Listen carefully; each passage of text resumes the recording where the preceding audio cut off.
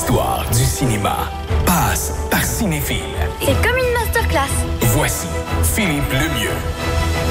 Je ne me souviens pas qu'on se soit vu autant durant la période estivale, Philippe. Ah non, il y a des bons films, un après l'autre. Là, qui C'est sortent, vrai, là. ça sort, puis c'est le fun. On jase de ça une semaine sur deux, quasi. Et là, c'est la sortie de L'Agent fait la farce partout au Québec dès demain. Ça fait quand même un bon bout de temps. Depuis le dernier, j'arrive pas à me souvenir l'année. Le dernier est sorti en 94, donc il y a 31 ans. Quand même, Maintenant. quand même. La trilogie originale, Naked Gun, de son titre anglophone. Donc, le premier était sorti en 88. Le deuxième, Naked Gun 2.5, est sorti en 91. Puis le troisième, Naked Gun 33 et un tiers, est sorti en 94.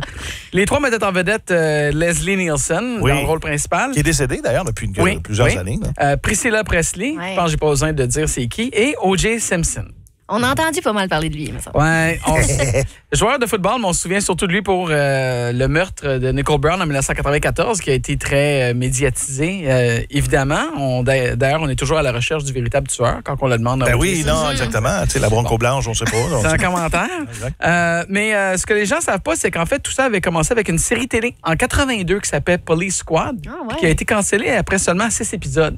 OK. Ils se sont virés de bord et ont dit peut-être qu'on serait mieux de faire des séries de films avec ça. Puis là, ça a connu beaucoup plus de succès. Et nous voici 31 ans plus tard avec un nouveau film dont le titre français, puis ça, j'aime ça, L'Agent fait la farce au Québec. Mais en France, ça s'appelle Y a-t-il un flic pour sauver le monde? Oui, j'avais vu ça. Parce que la série s'appelle Y a-t-il un flic pour sauver la reine, le président, Hollywood, et là, c'est le monde. Souvenez-vous qu'il y a longtemps, il y a-t-il un pilote dans l'avion? Oui, exactement. On est ailleurs. C'est une autre parodie dans la même famille, là, j'allais en parler. Puis là, cette fois-ci, c'est Liam Neeson qui joue le rôle principal et Pamela Anderson qui, c'est le fun de la voir. Elle a un retour. Tu sais, l'année dernière, elle était en nomination pour un Golden Globe quand même, pour un rôle dramatique. Et là, elle se retrouve encore dans un autre film, un autre genre. Fait que c'est intéressant pour elle. On peut dire le nouveau couple, hein? Oui, c'est un nouveau couple. Là, ça a été confirmé aujourd'hui. On les a vus s'embrasser, puis je veux dire, regarde. C'est le fun pour eux, mais moi, je trouve ça intéressant, oui, de revoir Pamela Anderson. Mais Liam Neeson, c'est quand même particulier de le voir dans ce genre de rôle-là, dans une comédie. On l'imagine pas là-dedans.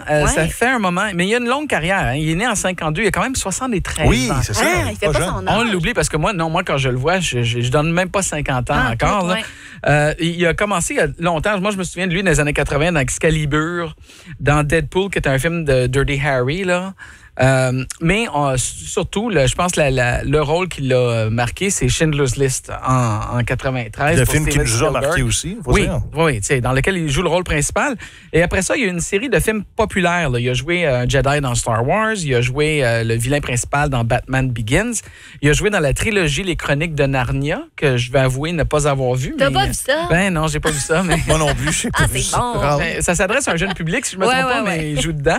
Mais si on veut parler de comédie, en 2014, il avait joué dans 1001 façons de mourir dans l'Ouest. OK. Qui est un peu une parodie du western, au même titre que là, on a une parodie des films policiers. Là. Fait qu'il est capable de le faire, c'est juste que ça fait longtemps qu'on ne l'a pas vu dans ce genre de rôle-là.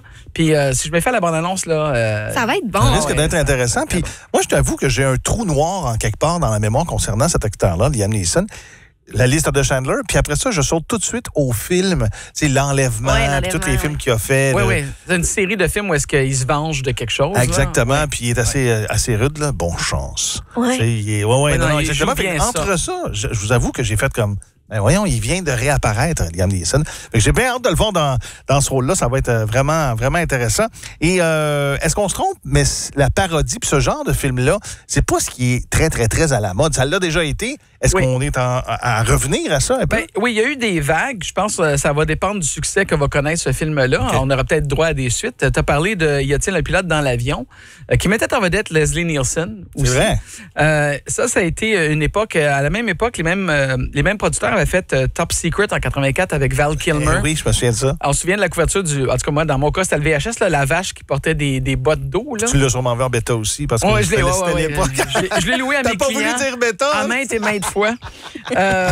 Mais Star Wars en a eu une célèbre qui s'appelle Spaceballs, que Mel Brooks avait réalisée. Je le mentionne parce que la suite est en chantier. Ah, OK. Par Mel Brooks. OK, quand même.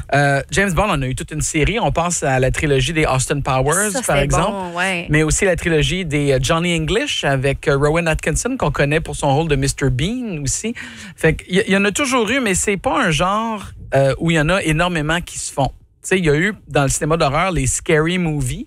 Oui, il film de peur. Ouais, il y en a eu 6 dans la série, puis ils sont de qualité variable. Là, je veux dire, comme ça, ça, c'est politiquement correct. Plus on avance, moins c'est bon, là, admettons. Puis là, il y a eu comme une petite pause, puis là, on est devant ça. Mais je pense, ceux qui aiment l'humour absurde. Bien, si on retourne dans les années 80, là, les Police Academy, ça se connaît un peu à ça aussi. Oui, Ding et Dong. C'est ça, exact. Des films à sketch aussi, burlesque, comme ça. Oui, c'est ça. Fait que si on a envie de rire puis de mettre son cerveau à zéro, là, puis juste avoir du fun avec du popcorn, c'est un date movie parfait aussi, là, parce que ça demande pas à réfléchir. Oui, c'est vrai. Juste... Non, c'est des gags par-dessus gags. Oui, exact. Fait que pour ceux que ça intéresse, voilà, ça sort ce vendredi. On va aller voir ça, c'est sûr. Moi, je veux vraiment voir ça. Je les ai tous vus, évidemment, les polices à l'Académie, mais plus l'agent fait la farce avant. Ouais. Puis je vais aller voir ça, la mouture Liam Neeson et Pamela Anderson. Voilà. Hey, merci beaucoup, Phil. Ça fait plaisir. Là, on s'en parle quand? Probablement à l'automne, il va y avoir une sortie de La Conjuration, la suite, les films d'horreur. À l'approche de l'Halloween, il va y avoir de très bons films. Là, on pourra s'en parler. Très cool. Merci de ton passage. Comment ça va, fiston? Parce que ton fils est avec toi. Ça va bien? Oui. Bon, profites de tes vacances? Oui. Tu fais quoi? T'as fait quoi dernièrement avec ton père en vacances? J'étais à Niagara Falls. Oh, yeah! Ça, c'est cool. Continuez de profiter de vos vacances, les boys. On s'en reparle, Phil. Merci. Merci beaucoup. Alors, on vous pose la question suivante. Est-ce que vous avez déjà vu dans le passé les films L'agent fait la farce? Contactez-nous 450-304-SIM, 450-304-2463. Les deux frères chantent au sommet à SIM.